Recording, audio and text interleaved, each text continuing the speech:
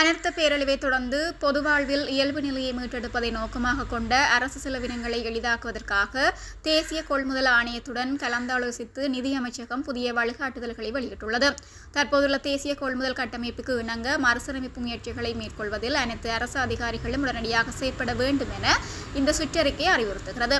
முக்கிய அரசு அதிகாரிகளுக்கான குறிப்பிட்ட செலவு வரம்புகளை வழிகாட்டுதல் கோடிட்டு காட்டுகின்றன. ரூபாய் 750 மில்லியன் வரையிலான செலவினங்களை அங்கீகரிக்க தலைமை கணக்கியல் அதிகாரிகளுக்கு அதிகாரம் உண்டு. துறை தலைவர்கள் ரூபாய் 400 மில்லியன் வரை ஒப்புதல் அளிக்கலாம். அமைச்சக செயலாளர்கள் மற்றும் தலைமை செயலாளர்கள் ரூபாய் 150 மில்லியன் வரை செலவிட அனுமதிக்கப்படுகிறார்கள்.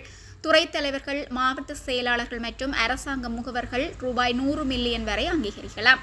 இந்த வரம்புகளை மீறும் செலவினங்களை மேலதிக வழிமுறைகளுக்காக கருவூல செயலாளருக்கு உடனடியாக தெரிவிக்க வேண்டும் என்றும் சுற்றறிக்கையில் தெரிவிக்கப்பட்டுள்ளது.